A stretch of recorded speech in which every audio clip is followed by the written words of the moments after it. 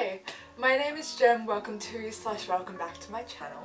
I've been meaning to make this video for a really long time, but I guess I've been a little bit nervous because I know that this book is a book that a lot of people love and I did not. That book is obviously Milk and Honey by Rupi Kaur.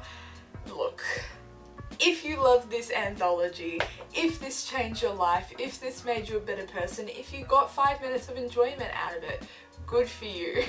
This video isn't an echo chamber of that opinion. This anthology was not good in my opinion. And I'm just gonna talk about why, okay? So there's kind of three main sections that I'm going to touch on. The first one is prose and writing style, which is probably one that is maybe the least controversial because it's not so much as opinion, more of like a declaration. It's kind of an opinion. So the first one's prose and writing style. The second category is kind of the controversial one, and it's the main nitty-gritty of why I don't like it. And then the last section is kind of the finale, the closing thoughts, and what I think of the delivery of this anthology. Let's begin. So I'll give you a brief overview of this anthology to begin with.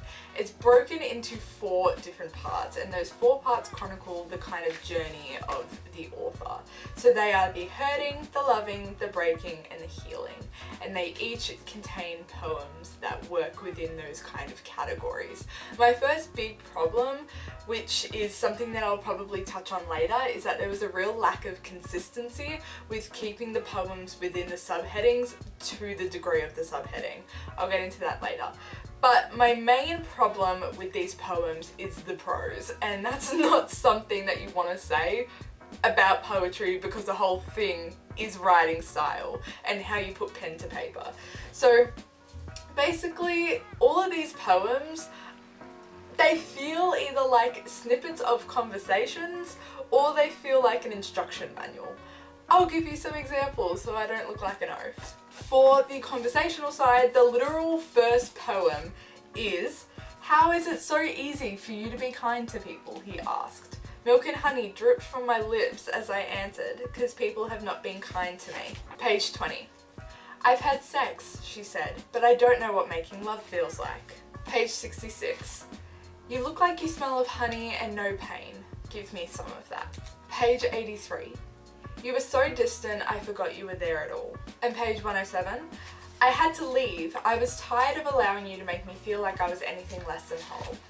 Like, do you guys see what I mean? It feels like I've literally just walked in onto someone's conversation. For me, that isn't poetry, that's just stream of consciousness, which is fine. If this book was marketed as an anthology of stream of consciousness, I don't think I would feel so vigilant or so upset by the contents of this book. Anyway, as I was saying before, the other kind of section of her prose that it can develop into is like a procedure.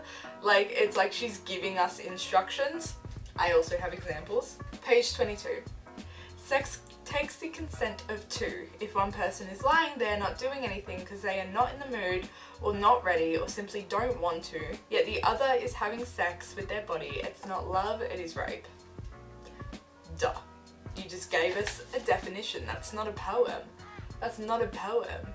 That is not a poem. That is not a poem! Page 142 is literally a to-do list of what to do after you break up. I'm not going to go through it because it's really long, but this is what I mean. Some read like a procedure. Page 161 and 162. "Fall in love with your solitude," and there is a difference between telling someone you love them and them actually loving you. And page 177.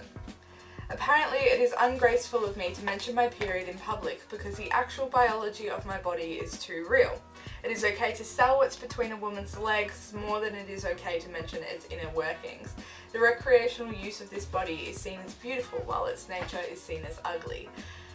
That's fine, and it's a well-developed sentence, and it's a well-developed contention for like a public speech or an argumentative piece. However, it's not a poem. Taking a snippet of something you've said in conversation / giving a definition / giving me an instruction manual on how to get over rape without actually giving me actual ideas and hints and clues and procedures of how to get over rape is not poetry. Also, it's not good prose, it's lazy. Moving on. As I said before, those procedures are actually really hollow and don't connect with the root of the problem. This takes its form in my big, major, maybe controversial issue. The reason why, overarchingly, I don't like this anthology is that it tells people how to heal. It doesn't offer any insight into the inner mechanisms of healing. It doesn't offer, condolences or avenues in which to heal. It says you have to do this in order to heal. I have examples. Page 26. The rape will tear you in half, but it will not end you. Page 150. You must enter a relationship with yourself before anyone else. The problem that I have with that, it's probably not as clear on the first reading, love yourself. That's the message I think she was trying to convey. However, it's saying that you're not allowed to love anyone else before you learn to love yourself. I see what she means, but some people are dependent on other people. That's okay too. Why is that being criminalized? I don't understand. Page 156. If you were born with the weakness to fall, you were born with the strength to rise. People who fall aren't inherently weak, Rupi Kaur. Page 160. It takes grace to remain kind in cruel situations. So people who get angry aren't graceful. They're not worthy of being graceful. They're not worthy of respect. The one that probably made me the angriest, and it's literally 5 lines? Yeah, 5 lines. And takes up its own line. To be soft is to be powerful. Some people after traumatic experiences don't want to be soft. They don't want to be kind, they don't want to be complicit, I was going to say complicit and placid. They don't want to stay in this gentle mind frame. That's okay too. How you react to your own grief and trauma is yours and it is valid. Saying that you have to be soft and gentle and calm in the face of adversity is a big old slap in the face for people who do get angry after traumatic things happen. That is okay to have those emotions, but she's saying you can't be a powerful individual if you have those emotions and if you have those reactions. And the last one from this little segment is, some people are so bitter, to them you must be kindest. No, you don't. No, you don't. Because in a previous poem, she had said, you don't owe people who broke your heart anything. Cool, that contradicts the bitter people needing your love and kindness. What? That leads me to my next point. I feel like Rupi Kaur can't decide on a message for this book, and I touched on it in the intro.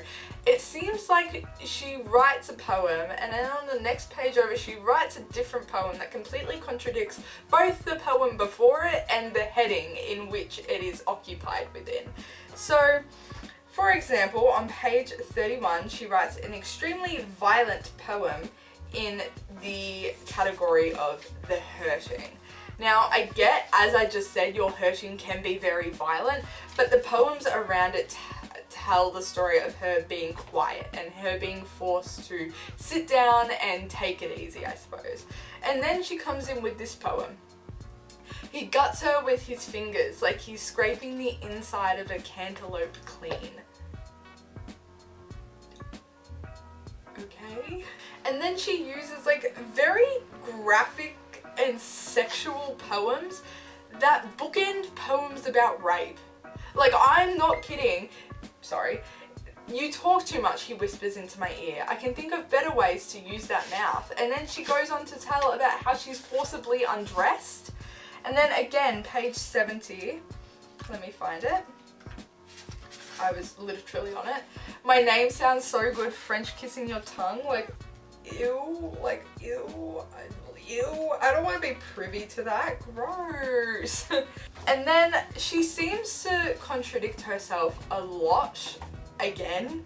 So this both is in the last part, which is the healing. Yeah, the healing. And this one's a really popular poem. Every Insta poetry account has it on their account. Otherwise, they're not an Insta poetry account. I want to apologize to all the women I have called pretty before I've called them intelligent or brave, blah, blah, blah. Literally 9 pages later on page 188, the goddess between your legs makes mouths water. So she went from apologizing from calling them pretty to saying that their vaginas are mouth-watering. Okay, so hypersexualization is only cool when women do it.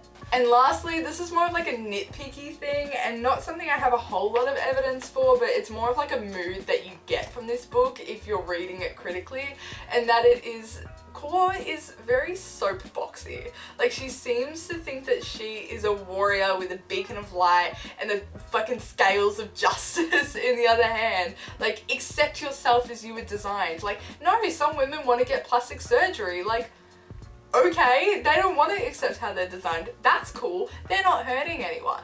I just feel like some poems are her saying like, look at me, I'm natural, I'm beautiful, look at me owning my body. Oh, you're self-conscious? Can't relate. So I guess that wraps up my opinions on this book. It was probably a little bit more ranty than I usually rant when in reviews, except for The School for Good and Evil. I actually have the same problems with that book as with this anthology.